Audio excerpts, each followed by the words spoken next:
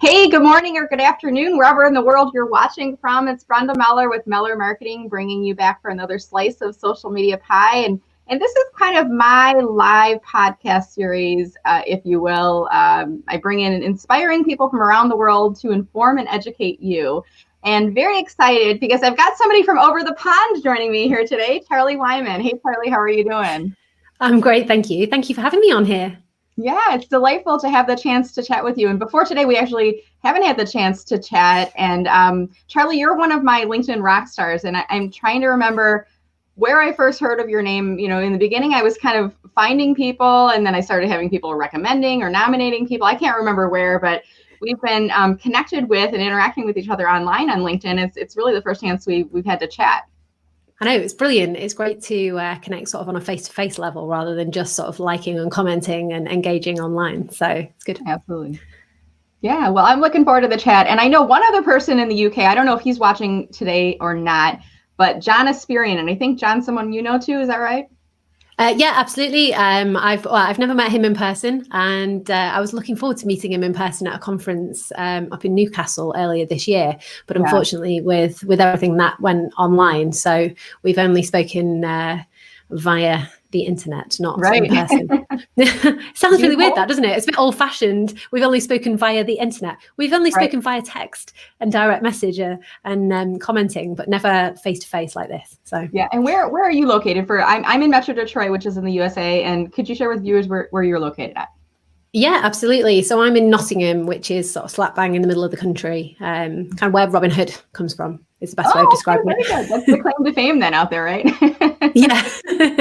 That's awesome. Well, I'm really looking forward to the chat today. And for anybody who's joining us, I want to include you in the conversation. So you can see the little ticker running below. This is your reminder to please join the conversation. At minimum, give the video a like wherever you're watching us from, whether you're on Facebook, on YouTube, or LinkedIn. But I would love it if you guys could please leave a comment below and let us know where in the world you're watching from or where in the household you're watching from. And maybe share with us too what time of day it is there. Here in the US, it's just in the beginning part of my day. It's 10:30 in the morning. And Charlie, what time of day is it where you are? It's 3:30 in the afternoon for me, so coming up to the end. There you go. So we're kind of splitting the day, and I know we've got folks that are going to be watching from all across the world. So really looking forward to the conversation today, guys. We're going to be talking about how to use curiosity to create content that stands. And I want to first, Charlie, if you could take a few minutes, tell us a little bit about who you are, what's your business all about, and then we'll jump into that conversation.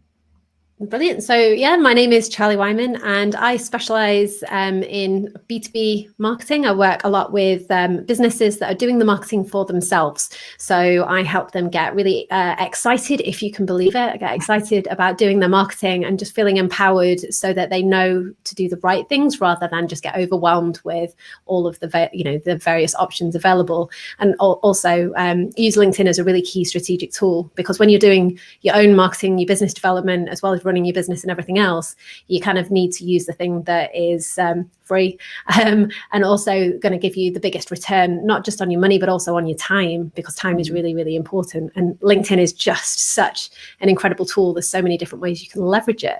So yeah, B2B marketing is more of my specialty. I do have experience in the B2C space, but I like the complexity and the sort of slight geekiness of the B2B world. So awesome. And how long have you been on LinkedIn? Do you know? Oh, how long have I been on LinkedIn? To be honest, I don't know, 8, 9, 10 years maybe. I used to use, so my previous roles, I was the head of sales and marketing for a global software company, software and hardware company in the geospatial sector. And then I was the head of marketing for a company that served the global shipping industry. And LinkedIn was always a key tool that I used personally to market the business and also generate some really significant sales. But I also sort of trained the people that were customer facing how to leverage LinkedIn to help build the company brand. So employee advocacy is a big thing for me.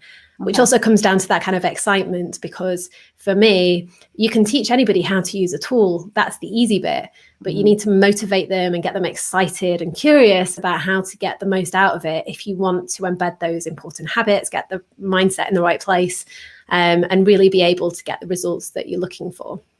Great. Well, that's a perfect setup for the conversation today. And I actually just learned, I've learned so much about you already on the call here today, but I've learned that we share a similarity in our background in that we both kind of came from a corporate background, and we gained a lot of experience, which we probably didn't know it at the time, but really that became a springboard for us as marketing consultants, because you're drawing from that in terms of the work that you're doing now. So we have a lot of similarities there. So we're here today to talk about how to use curiosity to create content that stands, Charlie. So start walking us through, how do we do that? And tell us a little bit about the concept, why this is important. And then we may ask the audience to ask some questions a little bit later on. So I've always been a very curious person. And I think the biggest thing, or the biggest benefit of being a bit more curious, especially when it comes to content marketing, really came alive for me when I joined a company as a marketing assistant. So it was kind of my first sort of serious marketing role, if you can call it that. I'd come from an engineering background. I studied engineering. I didn't study marketing.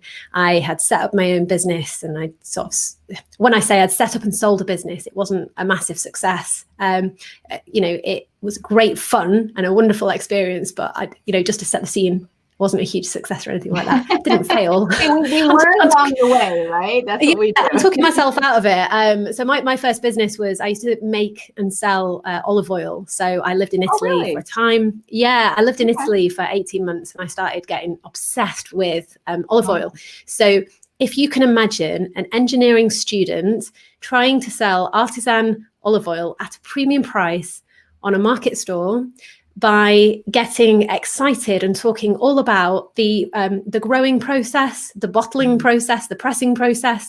It was that typical engineer trying to sell because of how exciting the product was, which, as we know, is not, nobody cares what's in the box. People care what the box is going to do for them. And it was a really steep learning curve for me, but it was a really exciting one. And somehow that ended up with me being offered a job through a person in my network, basically said, come and join this company and run the marketing for them. I was like, oh, cool. Okay. Yeah. So I was traveling the world, going to all of these events and these trade shows, and I didn't know anything about the products that we were selling at the time. I didn't know anything about the industry. It was all new to me. So I listened. And what I noticed was that the same questions kept coming up. So everybody was asking the same questions. And then I went onto our competitors' booths, and I started listening to what people were asking the salespeople on those booths, and the same questions kept coming up and up and up. Interesting. And I was just like, I wonder if anybody is actually giving the answers to these questions in a blog format or on the websites. Mm-hmm. So then I started looking around, and I was like, nobody is kind of spelling this out. Nobody is helping any of these people with these questions. And it's, people are just waiting for them to come to the booth and ask, which when you're targeting an introverted, very technical marketplace and audience, not everybody wants to come and ask those questions.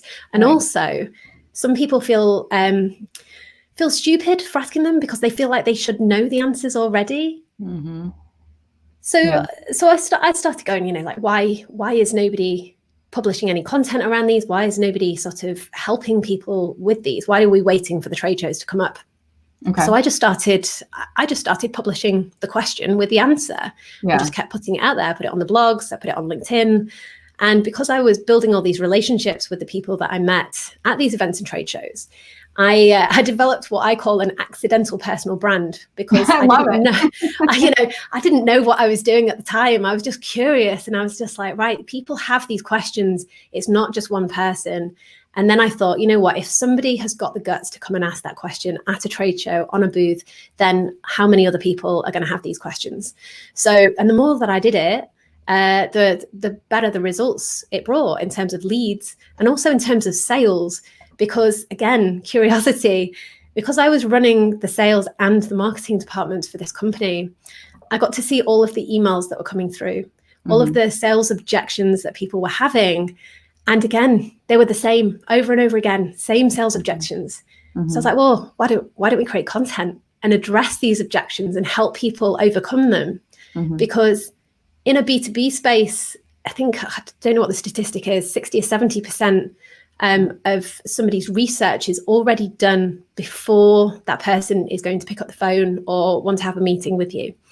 So the more transparent and upfront you can be, the better placed you will be in order to sort of captivate that interest.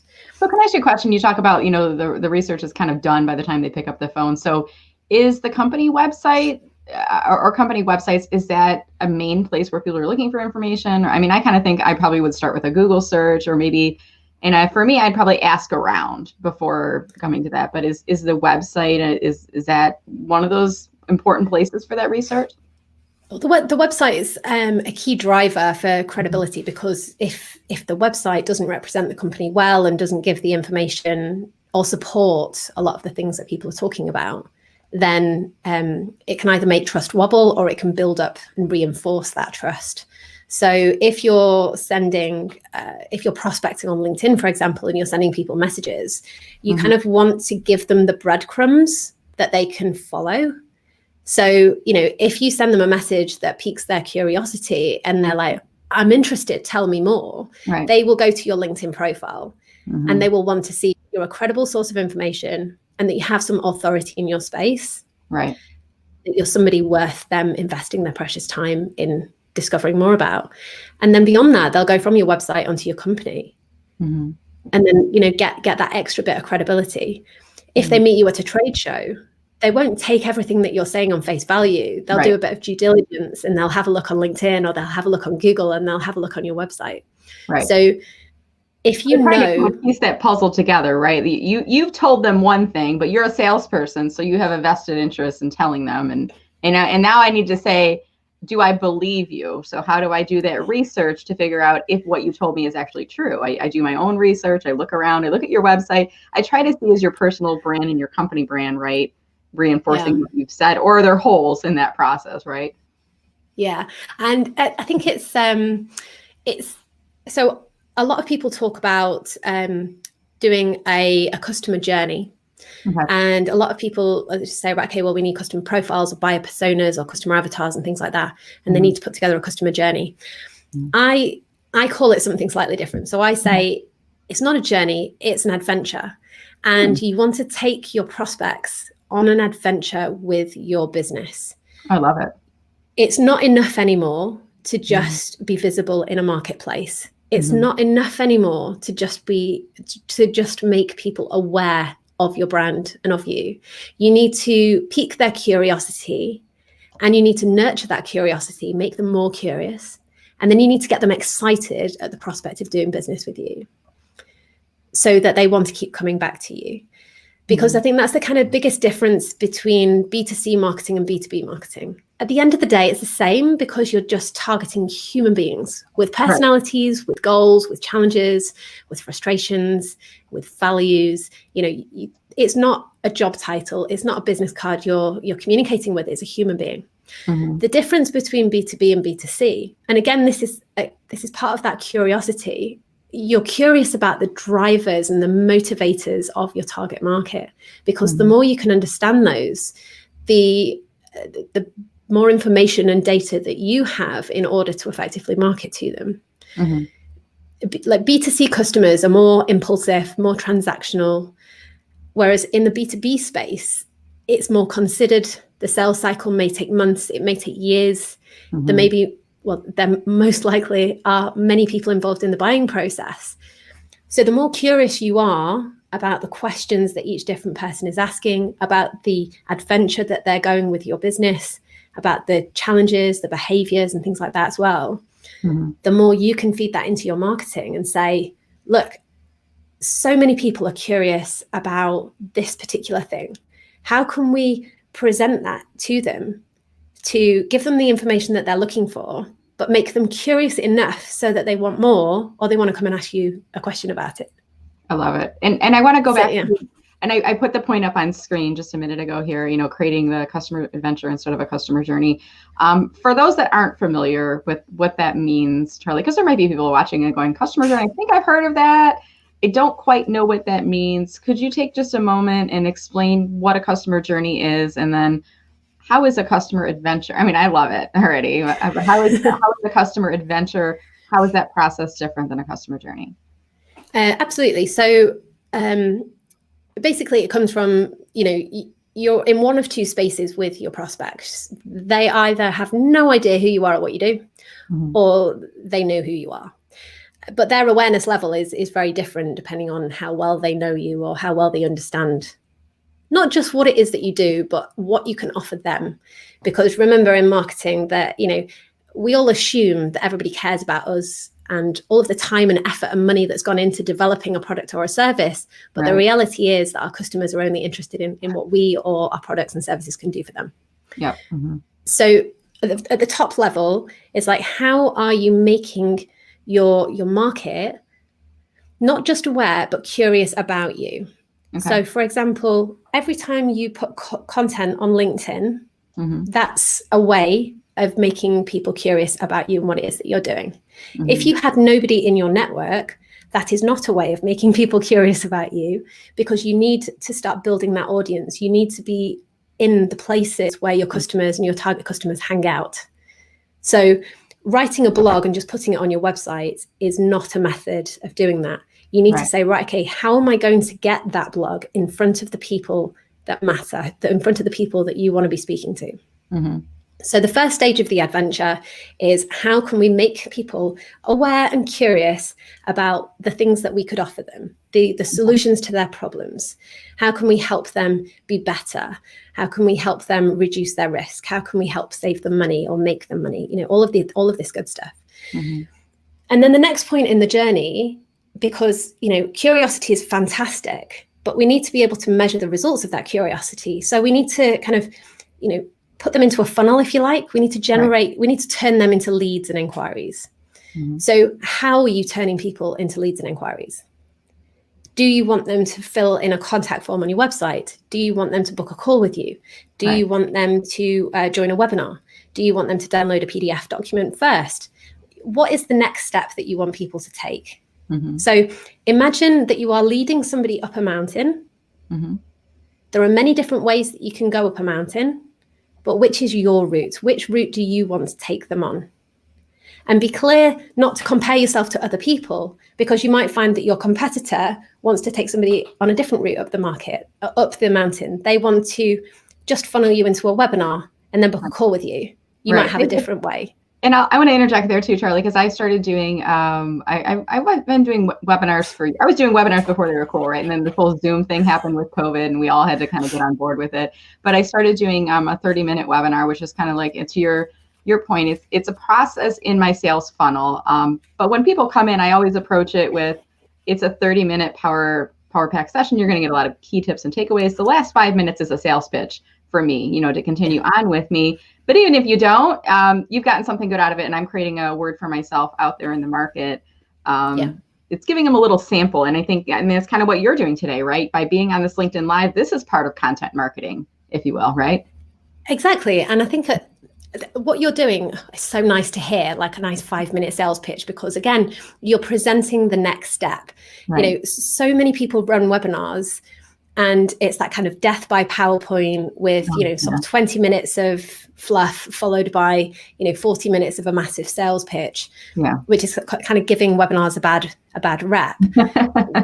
Webinars in my world, before I started my business, were a way to educate the market, because if somebody's willing to invest 30 minutes or an hour of their time on a webinar that you're running, if a business can value that time that person is spending with you, deliver them value, you're making them curious, and you also want to lead them to take the next step with you, but also understand that next step will be different for everybody.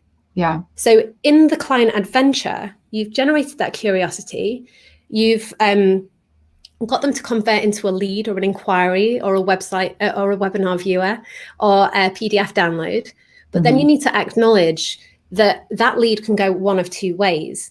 It either turns into a sales conversation, or it turns into a lead that you want to nurture. So you want to keep that curiosity alive. You want to keep them coming back to you. You want to keep them excited about the prospect of doing business with you. And also acknowledge that your buyers are going to buy when they're ready to buy, not when you're ready to sell. And to your point, that B2B process, that sales process is much longer. You know, you might have somebody who's starting to learn about you and engage with what you're offering in terms of content and webinars and PDF downloads and things like that, but they're not actually going to buy from you until the next contract renewal period or budget year reset. Or, you know, right now, times that we're in right now, a lot of businesses are kind of pulling back from some spending, and then they're starting to kind of realize we're going to be in this for a while, so we're going to start to reallocate some of those budget. And I had a couple clients reach out to me that things were kind of paused, and to your point, it was a really long sales cycle. 6 months ago, they reached out to me the first time, and then everything was paused. And now they reached out to me. Now there's like, we have dollars we need to spend before the end of the year, or we don't use them. Can we work with you now? You know, like there's that urgency. So what I liked about what you're saying too is you're always kind of considering how people are coming in, and you're bringing them in through creating curiosity. There's a good content in the middle that you're preparing or providing to them, and then there's a out path for them, whether it's going into that sales conversation or keeping them in and nurturing that lead. I really love that approach. And I think that with the adventure, it's acknowledging that when somebody turns into a client, that's not game over. The client adventure's finished. Right. It's a bit like turning that into a destination, so that when somebody does business with you, it's a bit like going to your favorite holiday destination. You know, if you have an incredible holiday or vacation for people over the pond, if you have an incredible holiday, you want to go back there. You know, you want to tell all your friends about it. You want to, you know, it makes you feel good, and you want to do more with it. Right. So if you can create that experience with your clients, then you create more referrals, you create more introductions, you help more people be curious. And it's a bit like a cycle, like an ecosystem. Right. And content runs through the entire customer adventure. You know, if you look at the sales track, so say the lead turns into an actual sales conversation, you might find that you need to have a meeting with them. You then might find you need to send a proposal. That might lead to another meeting or another call. There may be a bit of negotiation. You know, what content assets do you need to help you with that process? Because marketing isn't just about generating leads, it's about supporting sales, and it's about supporting the business. And the more that sales and marketing can communicate with one another, the better the content, because you're curious about not what you think or what you assume your clients and your market and your prospect wants, but you're curious as to what they are asking, what they need, what they want, so you can give it to them in the marketing. Yeah, I love it. It's always fun talking to a marketer on these interviews, because it's like, and now that I'm independent, I don't have that same team dynamic that I used to have working for corporate. So it's nice to be surrounded by, and we're kind of talking, you know, shop talk here about marketing a little bit today. But I really enjoy the conversation. I want to grab something real quick here off to the side. And as I just want to say, I like this conversation. I love that little flag. I like the techniques that you're doing. Isn't it funny? Like when we take things that are, traditionally, this is like an electronic symbol, like the, you know, the thumbs up. And I printed this out, and I'm like, I bring this in every now and again. But I was thinking, I'm like, oh, this is really cool. If I was watching this video, I would give it a thumbs up right now. And I'm like, I'm going to give it a more highly visual thumbs up.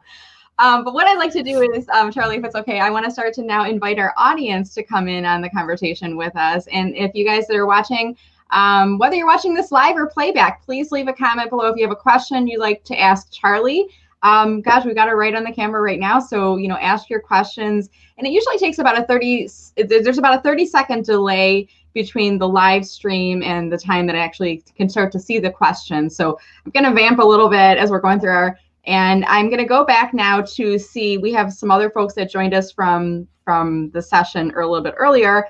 And I pulled a couple of them up on here earlier. We have Laura from Toronto, so we're international. We have Gabriel. I think Gabriel's in the U.S. if I'm not mistaken. Nancy is in Long Island, New York.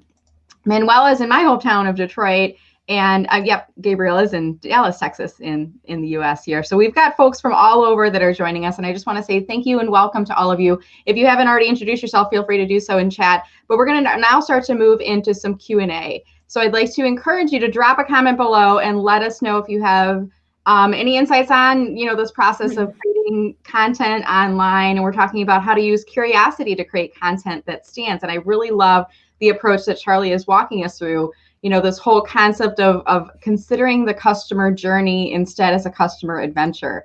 And what I heard you say there too, Charlie, was it's the approach is a lot different too. The customer journey is kind of like from our point of view as a corporation or as an organization, what we see as that process. Whereas when I hear you say customer adventure, it feels like it's shifting the focus to them, right? To the customer and not to us as a company. Is that correct to say? Absolutely. Because I think like if you want to be successful at marketing, and I think, I noticed this massive difference because when I first came into the marketing world, again, I'm very much of an engineering mindset, very logical approach to it. And it was just like, well, we have the best product and service in the industry. And it's that, if all we need to do is get it in front of them and they'll want to buy it. Yeah. The amount of times I hear companies say that, and it's not true. You kind of need to be very clear around the benefits that product or service offers the client, and also what makes you different to everybody else that's doing it. Especially in the technical sector, people are very much sort of very logical thinkers, but we all make decisions based on emotion. So it's acknowledging the emotional drivers as much as the logical drivers. And again, being curious about how you can use that information into your marketing because the psychology is there. People make that first decision based on emotions, and then they back it up with logic and reason. So you've got to hit them with the emotional drivers, and this is with any industry. And I used to sell laser scanning equipment. I used to sell drone services to the shipping industry, telemedicine, gas detectors. All of the stuff that people think is like it's very logical. It's not emotional, but it is emotional. And you need that credibility and that authority to back up and to help you back up those emotional decisions. But also, really acknowledging where you stand out. And LinkedIn is a great place to research that because people ask questions on LinkedIn all the time. And the beauty of LinkedIn is that you can actually touch every single part of that client adventure using LinkedIn. Interesting. Yeah. So that's why I'm a big advocate of LinkedIn. We're both LinkedIn fans. So I want to. This is not necessarily a question from Hamad, but I want to bring it up on screen. As and I'm going to ask Charlie what your advice would be for Hamad. He's saying most customers are marginally aware of our services, often confused or unsure. And we could probably spend hours talking about this and dissecting his question. But any high level advice that you might want to offer to Hamad or people like him? Definitely. So be curious about the things that they're confused about and educate people in the marketing, how to simplify it, make it easy, explain terms. Don't wait for them to ask. Understand what everybody else is asking as well, and just make it clear and easy to access as well. That's a really big thing. Don't make it hard for your clients to take the next steps, and don't make it hard for your clients to access the information that they're looking for. Really good point. And I'm going to echo something you said too earlier, Charlie, about using LinkedIn as a platform to get your messages out. Hamad, if you know for a fact, Hamad, that your customers are unsure of or marginally aware of what your services are, it's your responsibility to inform your target audience of what you do. So maybe if you haven't done this ever, Hamad, you might just want to post on LinkedIn and say, I'm often asked the question, what is it that our business does and what are the services that we provide?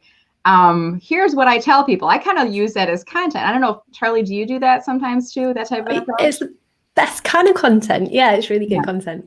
Yeah. And it's genuine. You're kind of saying and I get even people right now that approach me and they say, I need some help with LinkedIn. Is that something that you do? I'm like, are you kidding me? I feel like I'm saying it all the time. But I don't post it. I don't push it as my post. It's more like when you come to my profile, you can learn more about that. And Deborah Mourray, she's someone from Metro Detroit, and she was thinking the same question I was thinking when you were talking about people that were coming to the trade show booths and they're always coming up and asking the same questions. I was wondering the same thing. So what type of questions were they asking? Oh, so this is really going to demonstrate the power of LinkedIn for you. So I kept hearing the same question, which is what accuracy does that particular, so I used to sell laser scanning equipment. Wow. And people kept coming asking and saying, what's the accuracy of the scanner? Yeah. Other people kept coming and saying, what's the precision of the scanner? One person came up and asked and just said, what is the difference between accuracy and precision? And I didn't know. And I went to ask a member of the technical team and I said, what's the difference between accuracy and precision? And they gave me this very long, complicated response. And I was like, what? Ooh, what? Yeah. I know. So they're very similar things, but also a lot of people get them wrong. So I worked with a member of the technical team and I wrote an article, which was essentially a dummy's guide to the difference between accuracy and precision. I used lots of images to explain it. I used words. And I think if I was going to do it again, I would add in a video just to sort of target different consumption models.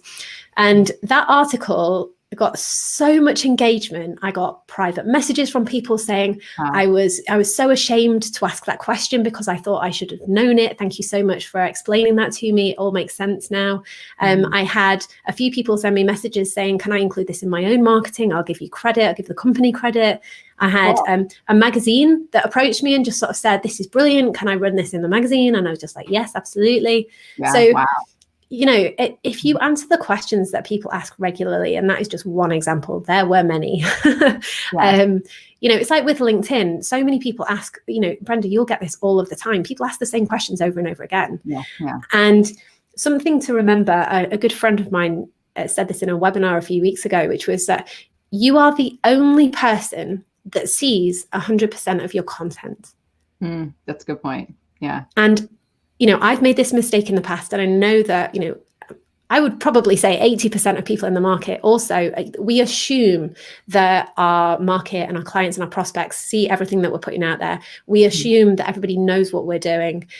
We assume everybody knows what we're an expert in. And, you know, I think we make a lot of assumptions. Never make assumptions. Be curious about the assumptions and back them up with facts and knowledge, and then address those in the content. Awesome. So continuing on, we've got a lot of great questions that are coming in, and Sweta, I believe, is in Toronto, if I'm not mistaken. Sweta, correct me if I'm wrong here, but she's asking, actually, not this question. There was a question about a webinar. I think that is a great question, though. Well, we talked. Let's come back to this, but I want to go to the webinar question first, because she had asked us, when's the best time to put sales on, put on a webinar? First time in the day, first thing in the morning, is it middle of the day, last thing in the day? She's in Canada. So what are your thoughts there on best time of day for webinars, Charlie? It entirely depends on your market. It does that. So there's no one size fits all approach to any kind of marketing. And also on LinkedIn, you know, Brenda, you must get this all the time. Everybody says, when's the best time of day to post on LinkedIn? And the answer is always like, be curious. So again, be curious.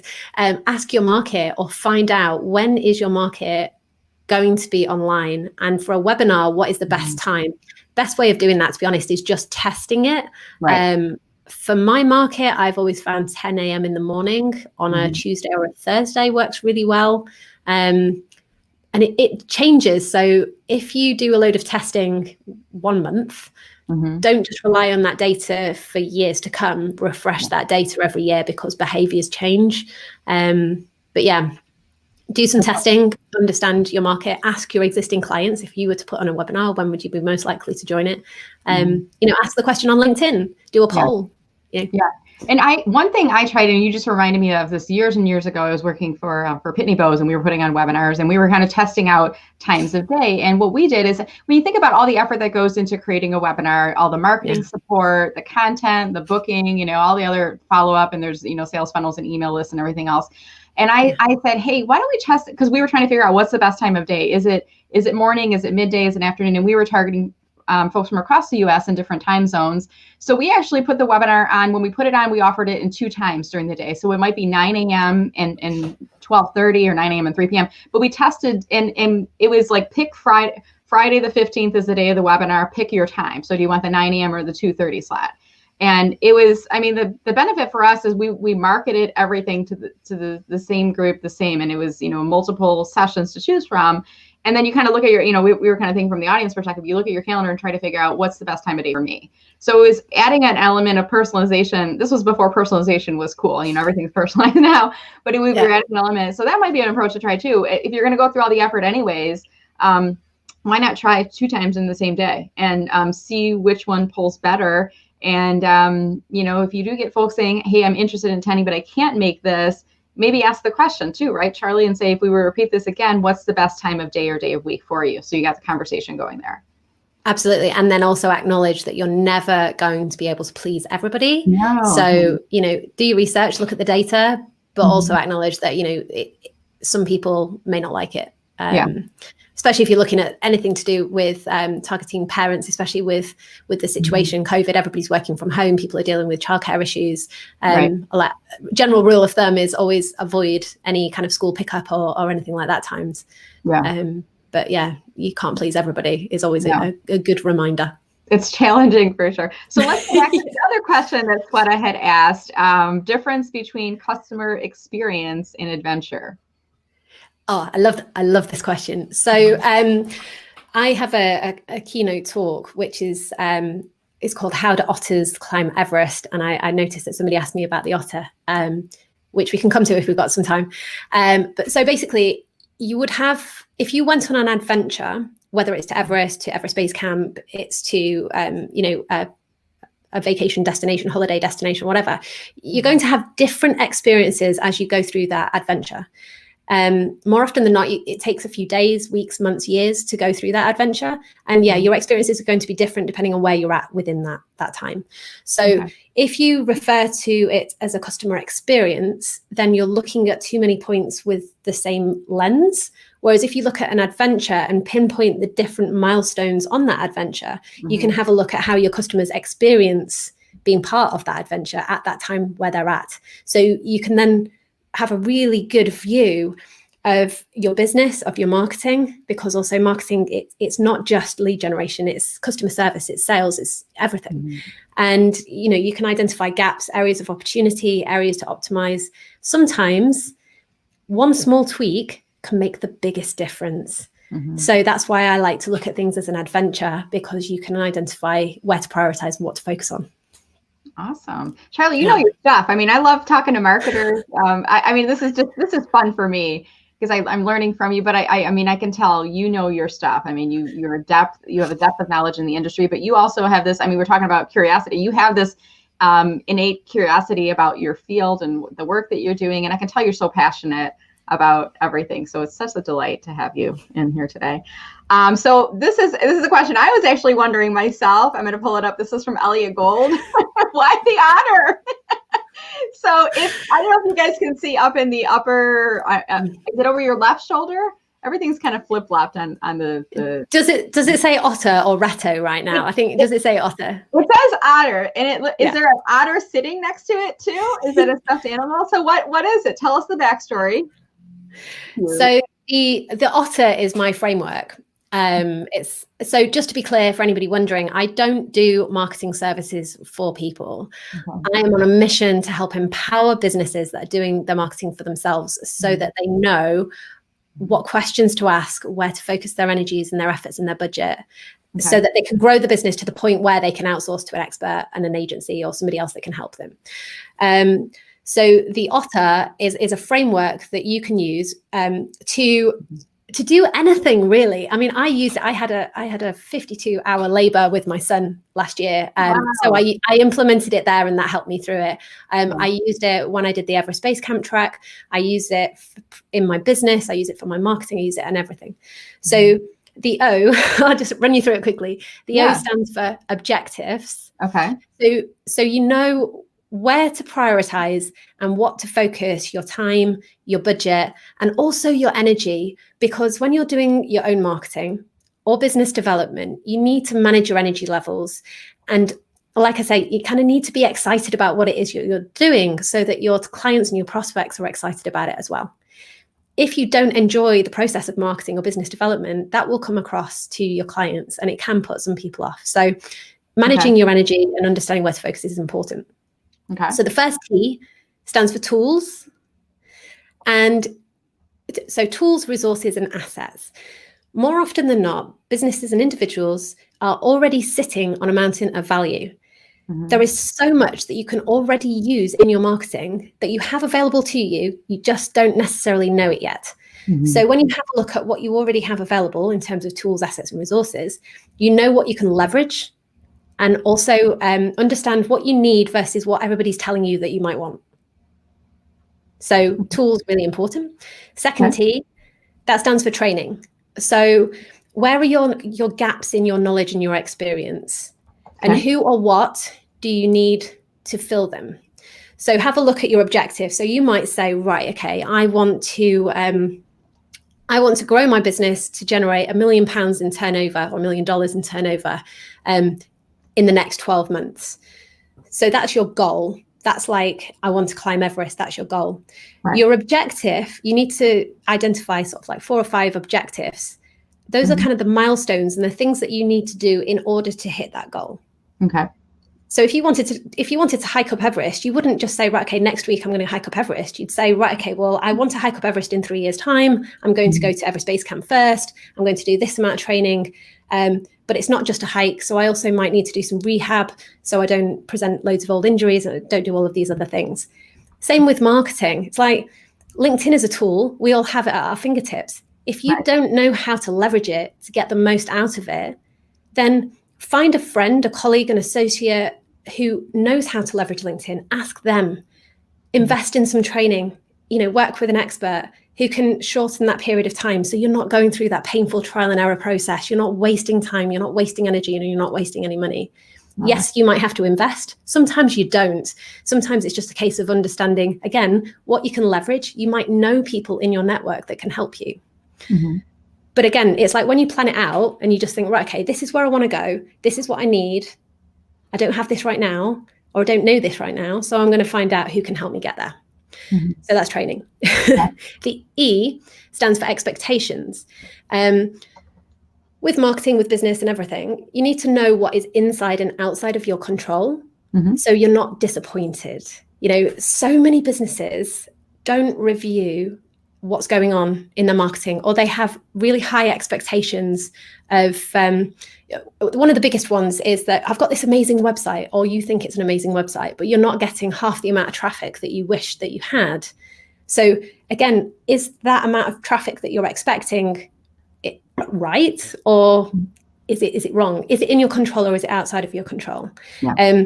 So have a look. And with expectations, I always say, set yourself some targets, understand what you need. So if you're looking at sales targets, for example, or lead generation targets, you might say, in order to secure £100,000 worth of business, I need to have 10 really strong sales calls with qualified leads. Mm-hmm.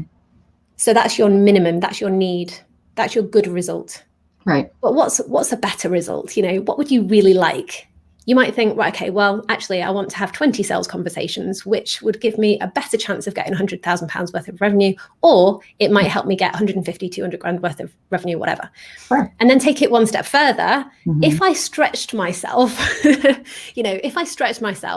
what would be a best result? Mm-hmm. It's that thing that it is achievable, but it would be a bit of a stretch. Right. Because I think this is my kind of like high performance mindset, and I like to challenge myself and set myself crazy targets.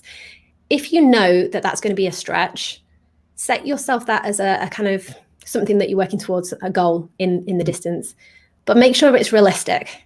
Okay. And set yourself a decent time. I always say plan in 12-week chunks, because it's a nice amount of time. You can gather a good amount of data, which brings me on to the R, mm-hmm. which is reflect and review. Okay. And do it regularly. Okay. Because when you reflect and review on your activity, you know what you need to continue doing, because you know what's working. You know what to optimize. So if it's working, could it do better? Could you get more out of it? What do you need to stop doing? So what are you doing that's just not working and you're just barking up the wrong tree? Mm-hmm. And then also, are there any gaps? Is there something that you need to start doing? Yeah. Okay. And yeah, so that's I think your otter. And now it makes sense to me, because now I'm going to pull it up on screen here.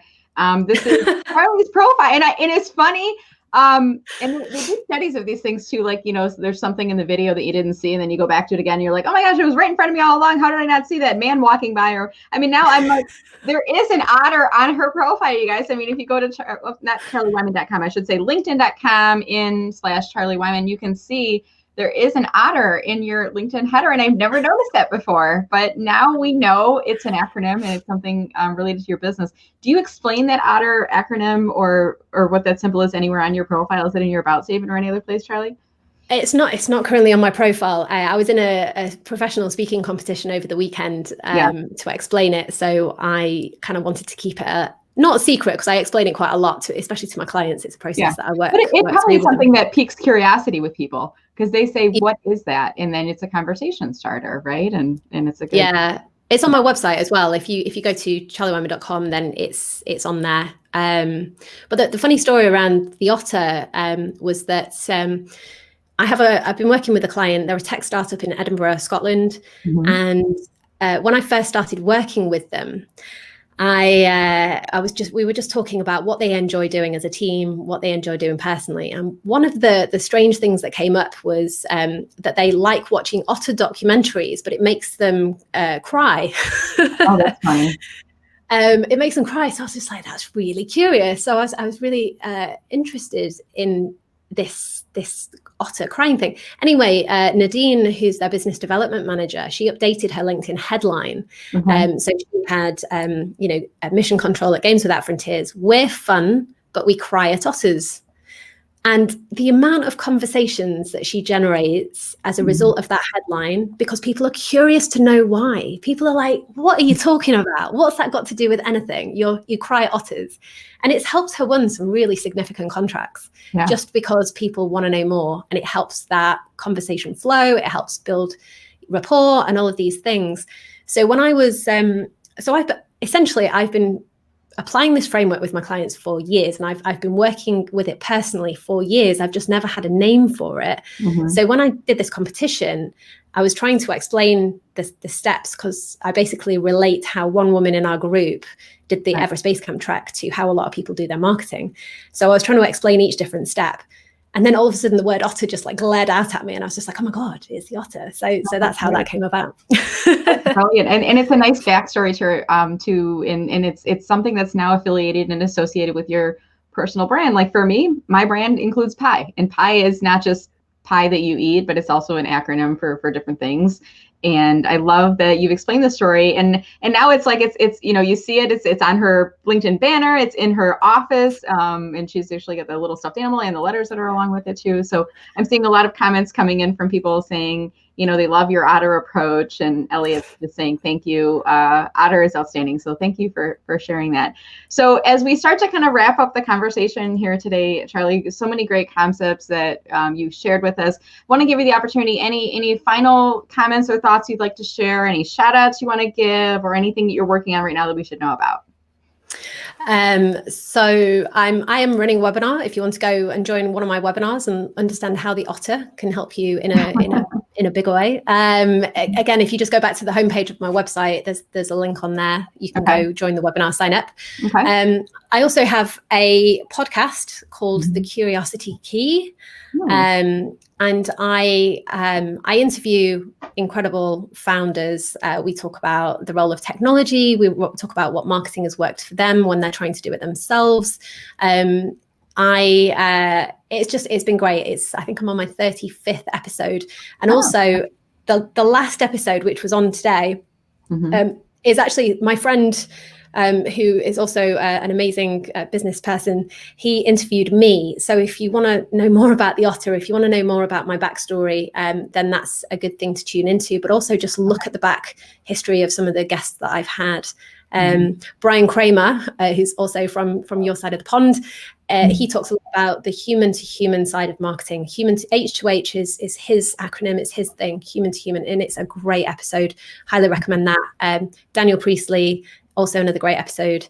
And to be honest, they're all really good and worth checking out. So have a look at that, or connect with me on LinkedIn, but let me know that you watched this and that's why you want to connect. Don't just connect, because I have so many people that just, I'm like, who are you? Like, I don't know. Including a personal note, it's like it makes such a big difference. And I always tell people too, if you're watching this show and that's why you want to, you're learning about Charlie, now you'd like to connect with her, make sure you say, hey, I saw you on Brenda's interview and learned a lot of great information. Love the otter explanation, like something, just mention something so that she knows you're not just a bot or an automated person, but an actual human being. So Charlie, this has just been a wonderful conversation. I can't believe how quickly the hour has gone today, but I just want to say thank you so much for sharing and for making the time for this today. Oh, you're welcome. The other thing as well is that if I do actually have a template for the Curious Client Adventure. So if I don't advertise it publicly, but if you send me a connection saying, can you share the template with me? I would more than happy share that with your listeners. Special guest treat. Awesome. Thank you, Charlie. Well, that's wonderful. Thank you so much. And you're nearing the end of your day today. So what's next for you after you're done with this interview? What's on your agenda? So I've got an event that I'm going to shortly. It's a B2B marketing event in the UK for the Business Marketing Club. They're always good networking events. Are you in person now, or are you still virtual with everything? No, unfortunately, everything's virtual, but it does mean it's more accessible. So they've got some great speakers, and I'm quite interested to hear what they've got to say. So I'm looking forward to that. And then, go pick my son up from nursery and spend the evening with him. And your son, he's about a year old. Did I hear you say you just had him last year? Yeah, he's just turned 1. He's a lot of fun. Just smiles all the time. It's great. Well, congratulations. It's a fun age. I know it's exhausting too. My kids are older now too, but I every age is fun because there's different developmental milestones that you reach, and it's all worth it. But it's so exhausting all the time too at the same time. Yeah. So definitely. Well, it's been a pleasure. Thank you. Yeah, it was a delight talking with you today, and we'll definitely stay connected on LinkedIn. And I want to just thank everybody for watching us today. Before you leave, I want to ask our guests if you could please do a few things for me. First, when you leave the video, go back and click and share the video. There may be somebody in your network who is wondering about content marketing and different approaches to try with their marketing, who may benefit from some of the knowledge that Charlie shared with us today. So share the video with someone. And then also, if you could go to mellermarketing.com/subscribe. Yes, this is part of my lead funnel process. But I also share out LinkedIn strategy tips, and I also share out notes about my upcoming interviews, who'll be on with me, and you can get great information from that. And you can kind of check out my sales process and learn a little bit more about my marketing processes that I use by joining my list. So check that out, and just stay safe and stay healthy, everyone. Thank you again, Charlie, and have a great day, and we'll see everybody online. Brilliant. Ciao for now. Bye. Take care.